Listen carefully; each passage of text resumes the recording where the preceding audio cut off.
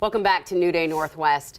We recently learned that a longtime advocate for sexual assault victims is starting a new chapter. Mary Ellen Stone heads up the King County Sexual Assault Resource Center, and it's an organization that she's served for more than 40 years. We are grateful today to be joined by Mary Ellen. Thank you for being here. Oh, thank you. Thank you.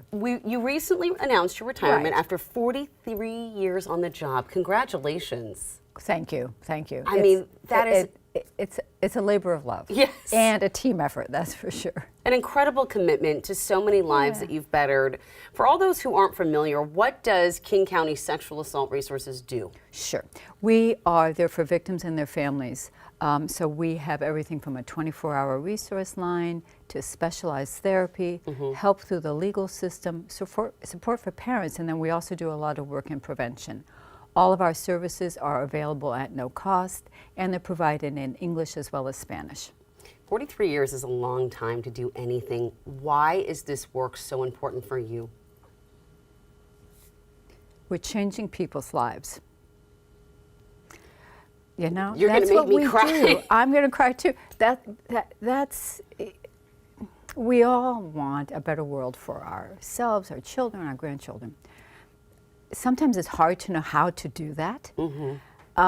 This is a way that I have been honored to be part of a system that changes people's lives individually and also has the vision and the hope for something better for all of us in the future. Yeah. So it's the individual, but it's like we've got to get to a better place. We really on do. This issue.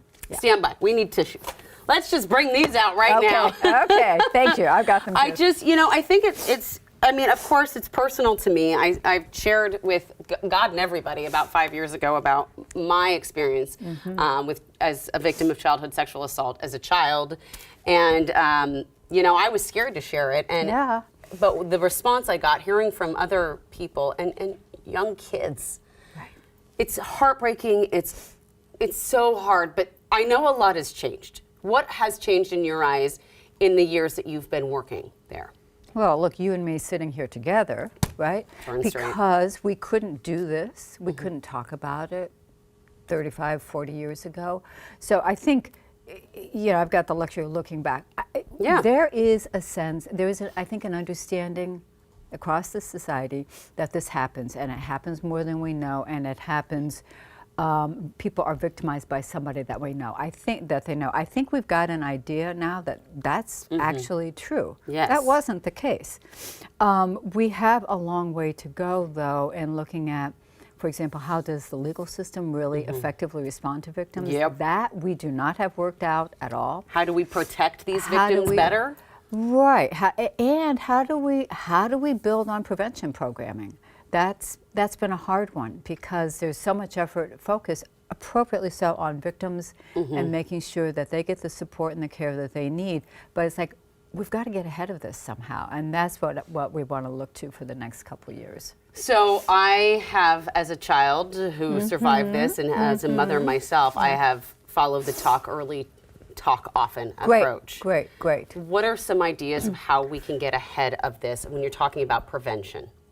I think there are a couple areas we should look at. One is Washington State 3 years ago, right before the pandemic, passed the Comprehensive Sexual Health Education Act, which means that schools are required to have education, developmentally appropriate, age-appropriate, K-12 about issues like bodily autonomy, what proper names of body parts are, talking about healthy relationships, talking about consent. We're one of 3 states in the country to do that. That's actually quite, I'm proud of us too. But we've really got to be able to implement that.